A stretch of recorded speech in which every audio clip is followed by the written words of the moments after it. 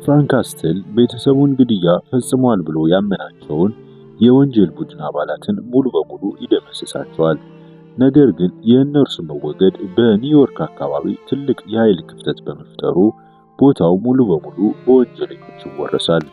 በዚህ ጊዜ ፍራንክ በዚያው አካባቢ የሚገኝ አፓርታማ ውስጥ እየኖረ በባለፈው ታሪኩና በሞቱት ቤተሰቦቹ ቅዠቶች እጅግ ይሰቃያል። የፓነሸር አልባሳቱና መሳሪያዎቹን ቆልፎ ካስቀመጠ በኋላ ሕይወቱን ለማጥፋት ወደ ቤተሰቡ መቃብር ይሄዳል። ነገር ግን የሞተችው ልጁ ሊሳ በራእይ ተገልጣ ራሱን እንዳይገድል ትከለክለዋለች። ፍራንክ ዓላማ አጥቶ በጎዳናዎች ላይ ሲንከራተት የቀድሞ የጦር አጋሩ ምስል እየታየው ይረበሻል። በዚህ መሃል በባሏና በሶስት ልጆቿ ሞት ተናዳ በቀል የምትፈልገው የወንጀለኛ ቡድን መሪ ማኑሲ አጣብቂኝ ውስጥ አስገባዋለች። በፍራንክ ራስ ላይ ትልቅ የገንዘብ ሽልማት ባውንቲ እንደለቀቀችበትና የአካባቢው ወንጀለኞች በሙሉ እሱን ለማደን እየፈለጉት እንደሆነ ትነግረዋለች።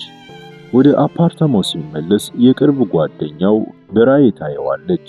በከንቱ ባባከናቸው ዓመታት ብትገስጸውም ታረጋጋዋለች። በዚያ ቅጽበት የገንዘብ ሽልማቱን ለማግኘት የመጡ በርካታ ወንጀለኞች አፓርታማውን በእሳት ለኩሰው ነዋሪዎችን ማጥቃት ይጀምራሉ። ፍራንክ ከአፓርታማው አምልጦ ወንጀለኞችን እየደመሰሰ ወደ ሕንፃው ጣሪያ በመውጣት ይዘላል።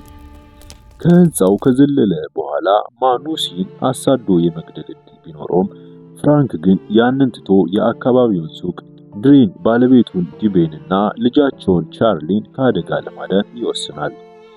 ውጊያው ካለቀ በኋላ የትንሽ ልጅ ካርሊን ለፍራንክ ከወረቀት የተሰራ ጽጌረዳ ትሰጠዋለች። ፍራንክ ያንን የወረቀት ጽጌረዳ ወስዶ በልጁ ሊዛ መቃብር ላይ ያኖርላታል። በዚህ ጊዜ ፍራንክ እንደ ፓነሸር ገና ያልጨረሰው ታላቅ ስራ እንዳለ ይረዳል። በመጨረሻ በአዲስ ፓነሸር አልባሳትና አደገኛ መሳሪያዎችን ታጥቆ ወደ ጎዳና ይወጣል። ንጹሃን ሰዎች ሊያጠቁ የነበሩ ወንጀለኞችን አስቆሞ የመንጋው መሪ በጭካኔ በመግደል ታሪኩ ያበቃል። ፍራንክ ካስል አሁንም የከተማዋ መቅሰፍት ለሆኑት ወንጀለኞች ዋና ስጋት እንደሆነ ቀጥሏል። ቪዲዮ ከተመቻችሁ ላይክ፣ ሼር እና ሰብስክራይብ ማድረግ አትርሱ።